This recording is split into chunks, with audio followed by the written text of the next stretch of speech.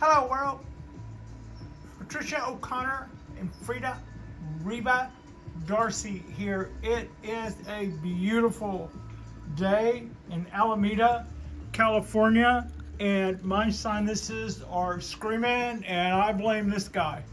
But, you know, sometimes the beautiful ones are a pain in the butt. But look at that. Worth the price of admission. Okay, today on the bonsai balcony, we're just gonna go and do a little bit of quick catch up and wrap up. Last night on Saturday Night Live Bonsai, we went all out on that guy. That is my 19 tree Kodahan maple forest. 19 trees, Kodahan maple forest. It's about 4 years old.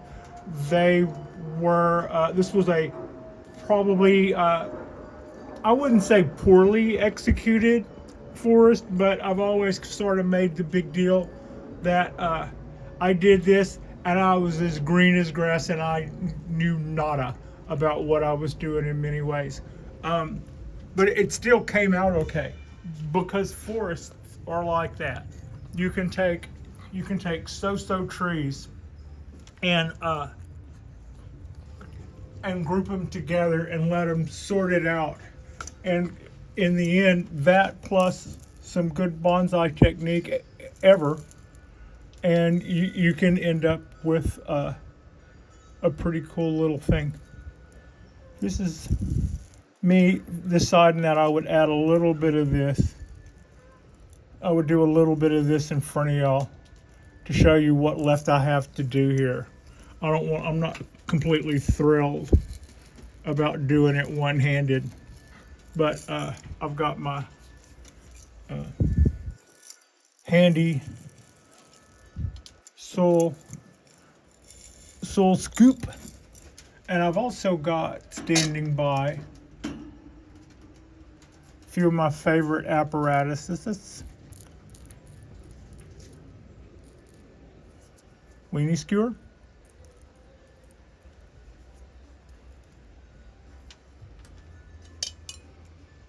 stainless steel chopstick, bamboo pie tin of Akadama.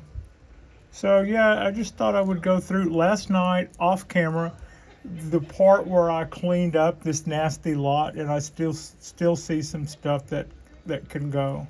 But the part where I cleaned this up last night was only an hour and 55 minutes. Gee. But it was a good show. I always enjoy our live shows, and I always enjoy the chance to interact with the people who watch our shows. So, and last night was a good one, and it was a long one. Sometimes you kind of know that you're doing a 30-minute or a 45-minute show, and sometimes you're like, well, we're just going to do this and see how it goes. And I had a sneaky feeling that I was going to be in for a fairly long run. I'm going to continue to do this and then rotate this around and do it some more, but I'll do that more on my own time. But that's going to give you an idea, a little bit of a better idea of what we had going on. I'm going to back way up and I'm kind of shooting off to the side for me because I don't want to back into this tray of trees behind me. But here we go. I also took my olive oil and went at that pot. So that pot looks a lot better than the last time you saw it. And these are flakes I had forgotten. It had gotten kind of gotten grimy and moldy around the edge. So when I cleaned it, these flakes of gold stood out. And that was one thing that I always enjoyed about this pot. It always had these little flakes of, I don't know how well that reads, but it does. It has little flakes of gold in it, or gold color to it. And I always found that really pretty. I also did a slight amount of trimming before we got done. There was 2 or 3 trees that had one like really long, huge. This one had a really long branch coming out there, chopped it. One of these, maybe this one, had the same thing, uh, chopped that back. And then other than that, I pretty much left everybody alone. And you can kind of see back over there, there's a few new leaves. And that would be the first of them. But yeah, that's pretty much how this came out. I'll finish this up off camera in a little while. Yesterday, or the last few days, we've been having scattered showers. So typically every day when I come out here, everything is just wet and drippy and just green and lush looking. But I haven't had to water. I haven't had to water at all in a couple of days. Today was the first day when I came out here that everything was dry. So, and by dry I mean, yeah, this dry. It could go a little bit longer. I'm waiting a little later in the day to water because everything hadn't gotten completely dry in a few days. What with the amount of rain we've been having, about the time I think they've been nicely timed rains. I don't think everything's been overwatered by much, and everything is taking up water, and everything is kind of like switched on to a degree that that I don't know that it's caused us. I don't know that it's caused us any issues, but it did seem like a good time to let everybody just have a minute to get good and to get dried out for a second, because it has been a minute. Like, this hasn't been watered today, and I don't think it needs to be watered yet. This is just starting to show a little bit of dryness on the top of the substrate. The oak does not look like its soil has dried out in a while. Neither one of them. I had somebody last night talking about how their fertilizer makes the moss, it dies underneath there. I agree, but it also facilitates. I always had moss that looked about like this thinner patch throughout, and when I started using organic fertilizer, I started getting this puffy, pillowy, thick, super lush moss, and that will also facilitate root growth. I mean, the roots of the tree here can go all in those and just and enjoy that, and that also helps to percolate the water better, and mycorrhiza loves that. But at the same time, when you lift up the pellets, this is the stuff that facilitates that type of growth, but it will also die or look brown, maybe not dead, but it'll look brown or burned just directly underneath it. It's kind of a give and take. Better to have it than not have it. And if I were, one thing you could probably do, I'm not concerned about it because I'm not going to show the tree. But if I were about to put the tree in and show those burn spots on otherwise really, really healthy, vigorous moss, would probably be a thing to me.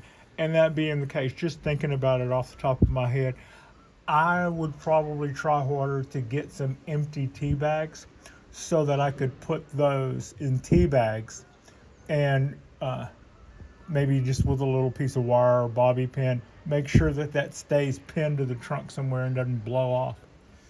And at the same time, I would have this little white tea bag that I would know that I could easily move around so that didn't just stay soaked in one spot for that long.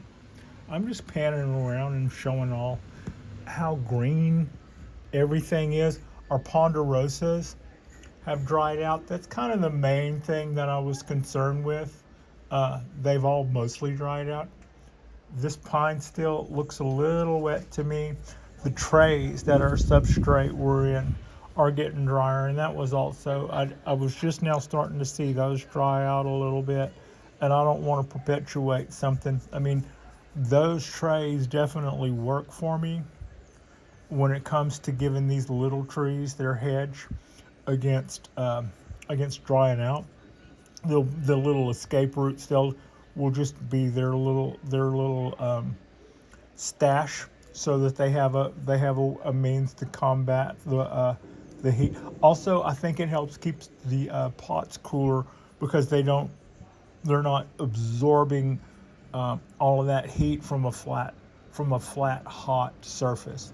Those are absorbing the heat from a flat surface, as that's a sheet of copper underneath them. Yesterday, this whole tray of substrate was wet, and I was kind of worried that as I watered, it's like, I want to see this dry out during the day. Today, I'm still seeing this looks wet, which reminds me there's probably not. If it doesn't, when I go through here, these trees could use a watering, and I'm about to go through here and water, and that means that this tray will not have dried out in between watering. And whereas I do want this to hold a little bit of moisture, so that escape root we were talking about, I don't want that to stay wet, or the escape roots that go out of the bottom of the pot. If they stay in substrate that's constantly wet without drying out, that escape root will yellow your tree. That escape root in substrate that never dries out will eventually yellow your tree. So I probably need to make sure I've got a little pinhole in here somewhere, if the amount of trees that are in here and the amount of sunlight that hits on that doesn't cause it, because I'm about to go through here and water, and that one hadn't dried out yet. That one has. That one has. So all of those guys are doing exactly like we want. They've got little trays of substrate that kind of help them hedge against anything bad. But at the same time, we don't want that to stay a lake underneath them. And as we get farther into spring and closer into summer, that's less and less of an issue. I don't think these trays have a hole in the bottom of them. But if they lose their ability because of weather or whatever to dissipate water at the right level, not too fast, not too slow, is kind of what I'm saying, then I'll definitely take a drill or a nail or something and pop it through there. Our little pines are looking really good, but I also have and that, like, this is a look at the seedlings that had been in the kitchen. So they've moved out here, and our number, I believe, is still 26. It's still 26. So that's looking good. I rotated the this Ponderosa pine around, and golly, that's a pretty tree. That is really a pretty tree. Also, I can see where I've got work to do.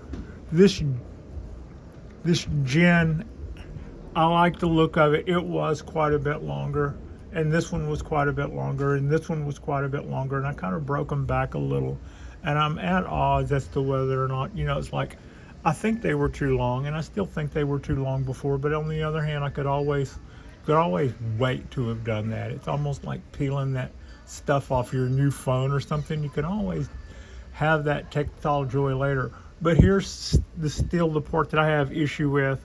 I can see where somebody removed all the bark off of here with a sharp tool.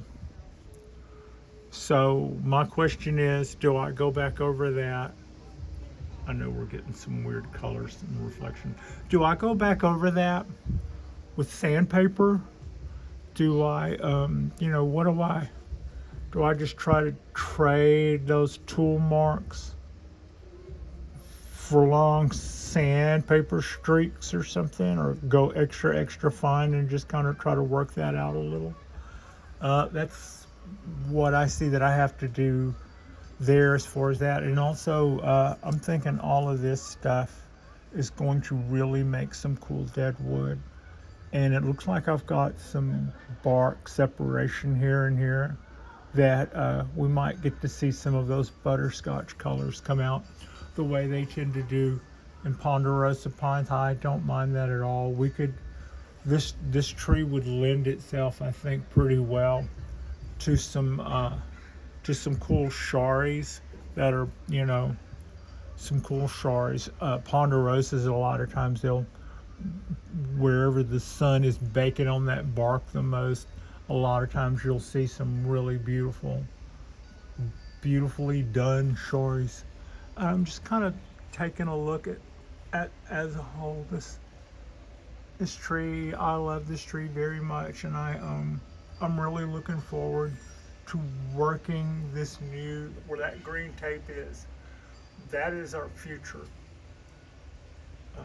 If all goes well, that is our future. Those are where a number of grafts, Japanese black pine grafts, and between now and the next couple of years, as those take over, and if they don't, if we have bad luck with those, we'll take it back, we'll do it again. But as those take over, they should grow faster. At some point, they should begin to get so much vigor that they should begin to outrun the Ponderosa growth. And like if a number of them take, or if even half of them take, this time next year plus a couple of months, say June next year, I'll start reducing the Ponderosa foliage by half and start allowing the Japanese black pine to take an ever-increasing dominant role. This guy, for a Yamadori, has a really good base. A lot of times whenever you see Ponderosas, maybe they started as a seed that got it started in a crack in a rock, and when that happens, a lot of times they start off with reverse taper. But if you've got some beautifully twisted tree, that reverse taper where it's squeezed out of a rock is something that you can overlook. I've seen some really fantastic trees that started off, you know, that were collected in the wild, and their features were absolutely beautiful. But first and foremost, when your eyes started at the bottom, you went, yeah, well, it's not here. That came up as a sprout in between a crack and a stone, and as such. But look, we have a really good base here, and if you look the other way, it looks even fatter. And I don't mean flatter in a bad sense. I mean flatter in a good way. It's just like, come on around, and you can see how that just makes an even fatter appearance on that side. It's just got. I know I'm shaky, but that could have been a cool shot. Really like this tree. Really like I really am thankful for the choices that I made for this tree, and that I was able to get that to work out. The motion that we put in this tree was my desire, but at the same time, that may have played in. I've learned after I did that I was actually increasing the odds of success for those grafts to take, because when you restyle a tree, or when you style a tree that was the Yamadori, you know, you give it an extensive styling, the hormonal allocation goes different, and with all of that exchange of resources going from here to there and from there to here, that plays right into grafting for some reason. The ability for a tree to keep grafts going with all of the busyness that's going on, they just kind of slip right in there. So when I did the styling on this tree, I didn't even know that. In fact, when I did the styling of this tree, I was only hinting at grafting, and I was not knowing if I was going to start that this year or if I was going to start that next year, and if we were going to do maybe a dozen and then maybe next year do a dozen. I had a lot to learn about how all that was going to work out, but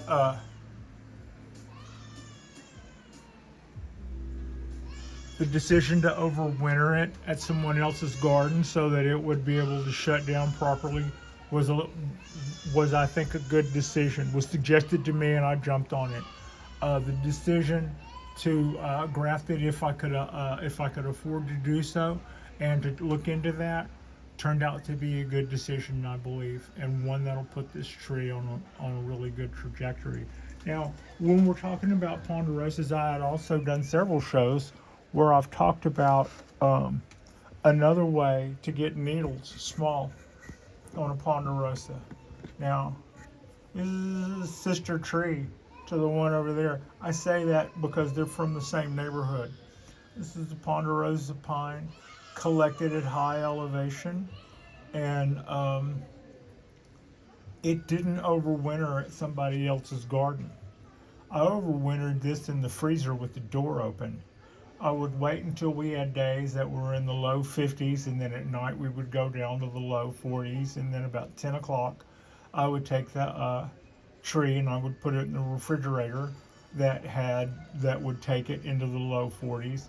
And then at midnight, around midnight, when I call it a night, I actually put it in the freezer, which would have taken it to probably a dangerous 20, or maybe, yeah, 20s.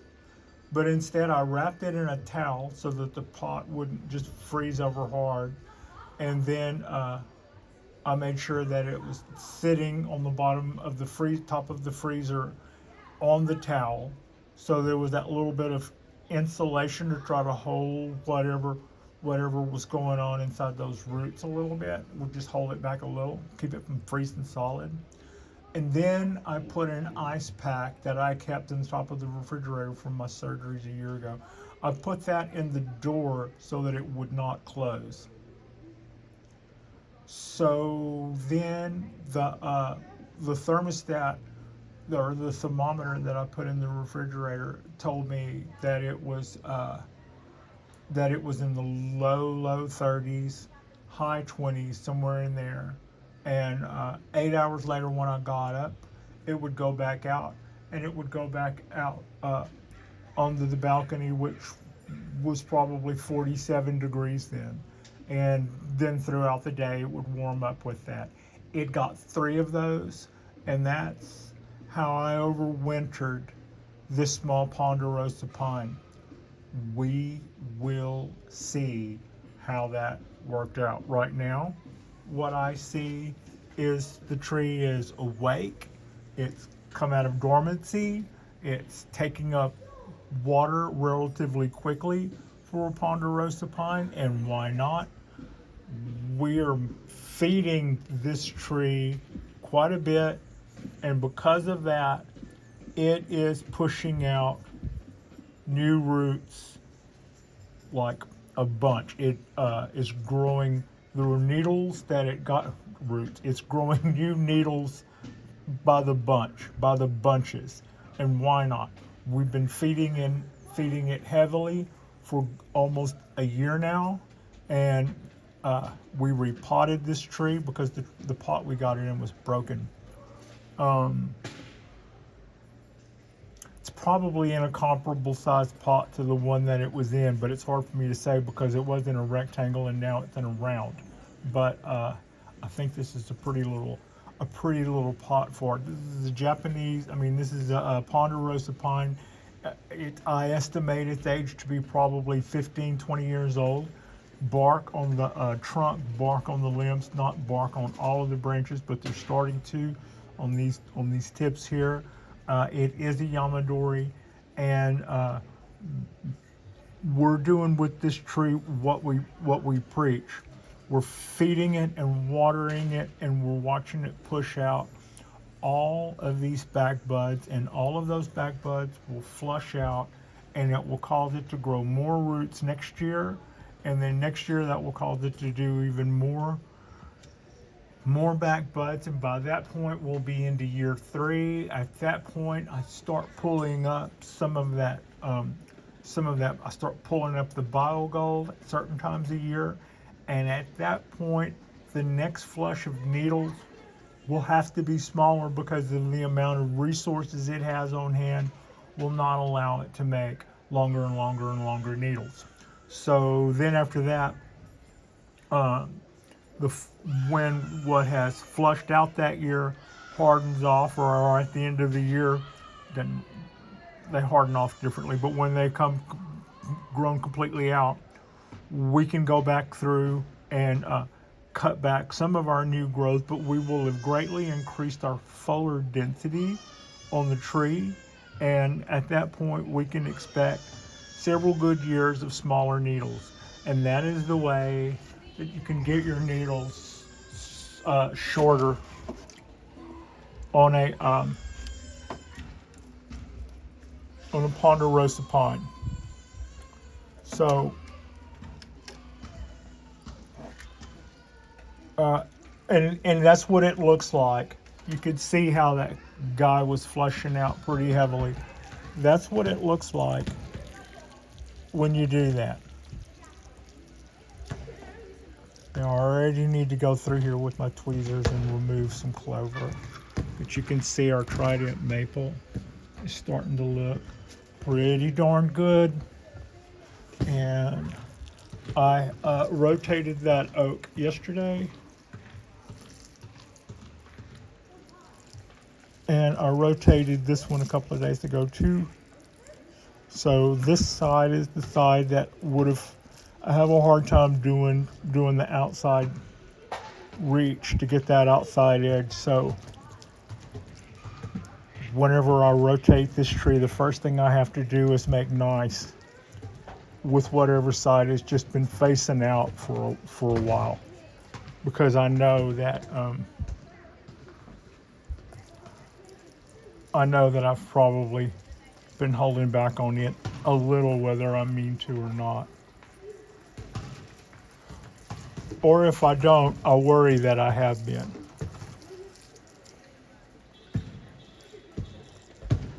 Looks like I might be into more than one of these today. I might have to go fill another one. Quite often what I do when it comes time to water is I fill up the big jug, and it has a mist that's kind of like not a light shower, I would say like a sprinkle, a heavy sprinkle. That guy with that end kind of does a heavy sprinkle. But first thing I'll do is I'll hop out here with that thing full, and I'll let it hang out over those cypress trees, and I'll kind of stick that nozzle in between the 3 trees repeatedly until everybody's got a good thorough soaking. Speaking of good thorough soaking,